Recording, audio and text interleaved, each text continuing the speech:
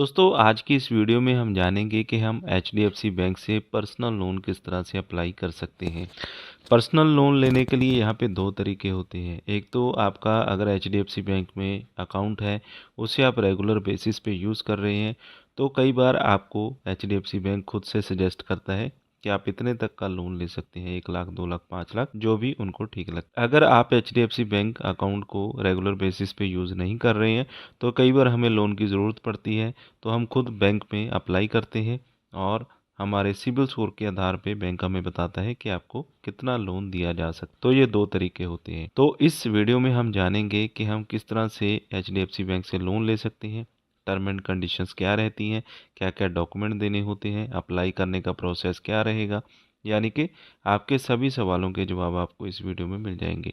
तो वीडियो को आप शुरू से लेकर लास्ट तक पूरा वॉच कर लीजिए और आगे बढ़ने से पहले एक लाइक ज़रूर कर दें। सबसे पहले हम जान लेते हैं कि यहाँ पे लोन अप्लाई करने के लिए क्या क्या टर्म एंड कंडीशंस रहेंगी। तो वन बाय वन हम यहाँ पे जान लेते हैं। तो यहाँ पे जो लोन आपको प्रोवाइड किया जाता है, 40 लाख रुपए तक का लोन आपको दिया जा सकता है, यानी कि मैक्सिमम जो लोन की लिमिट है 40 लाख रुपए है। और यहाँ पे किसी भी तरह के कोलेट्रल की रिक्वायरमेंट नहीं होती है, यानी कि कुछ भी आपको गिरवी रखने की ज़रूरत नहीं पड़ेगी। अगर आपको कोई प्री अप्रूव्ड ऑफर दिया जा रहा है, वो यहाँ पे आप चेक कर सकते हैं। इंटरेस्ट रेट यहाँ पे 10.85% से 24% तक का रहता है। Loan processing charges 6500 plus GST रहेगा, यानी कि मैक्सिमम 6500 रुपये तक का ही, यानी कि 6500 रुपये तक का ही अमाउंट यहाँ पे चार्ज किया जाता है।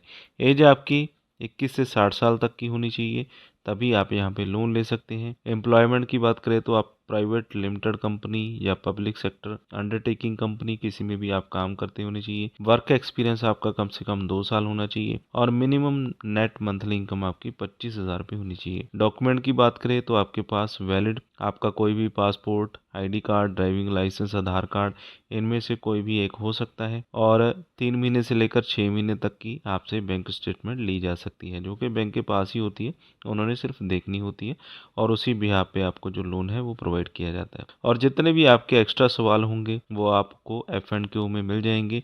तो यहाँ पे आप पढ़कर पहले अपना जो माइंड सेट है उसे क्लियर कर सकते हैं लोन लेने से पहले ही, उसके बाद लोन के लिए अप्लाई आप कर सकते हैं। तो अभी हम आ चुके हैं एप्लीकेशन के ऊपर। इसका लिंक वीडियो की डिस्क्रिप्शन में मैंने प्रोवाइड कर दिया है। सबसे पहले तो यहाँ पे आपने अपना मोबाइल नंबर डाल देना है, जो कि आपके आधार कार्ड से अटैच होना चाहिए। जब हम मोबाइल नंबर यहाँ पे डालेंगे तो एक OTP आएगा आपके मोबाइल नंबर के ऊपर, वो यहाँ पे आपने डाल देना होता है। इसके बाद यहाँ पे आप अपनी जो डेट ऑफ बर्थ है वो डाल देंगे और इसके बाद आपने 3 बॉक्सेस पे क्लिक कर देना होता है, अपना कंसेंट दे देना होता है। इसके बाद योर लोन एलिजिबिलिटी, आपकी जो लोन एलिजिबिलिटी है वो चेक की जाती है। OTP हम यहाँ पे डाल देंगे, व्यू योर लोन ऑफर पे क्लिक कर देंगे।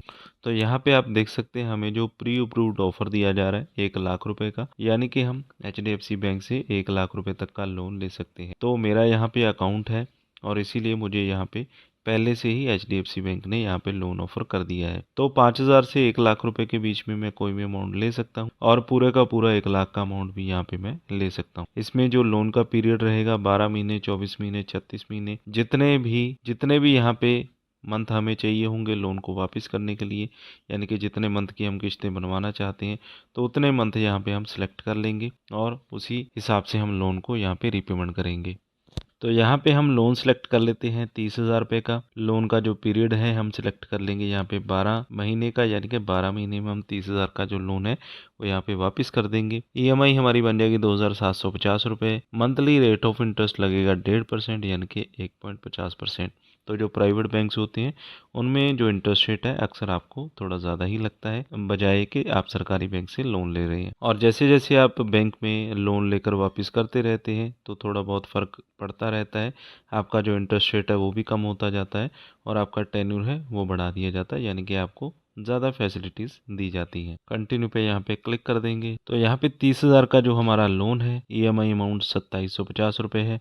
नेट जो हमारे अकाउंट में डिस्पर्स होगा 28,558 रुपये। प्रोसीड विदाउट इंश्योरेंस, यानी कि यहाँ पे आपको इंश्योरेंस करवाने के लिए भी बोला जाता है, वो आपकी अपनी मर्जी होती है। तो हम यहाँ पे बिना इंश्योरेंस के ही प्रोसीड कर रहे हैं। इसमें से जो एनुअल परसेंटेज रेट है 23.89% रहेगी। डिडक्शन यहाँ पे होगी 1,442 रुपये, जो कि बैंक के खर्चे होते हैं। Processing fees 1061। इसके बाद आपका pre EMI interest 251, stamp duty हो गई 130 रुपये, यानी कि कुल मिलाकर जो 1442 रुपये के खर्चे हमारे यहाँ पे काट लिए जाते हैं।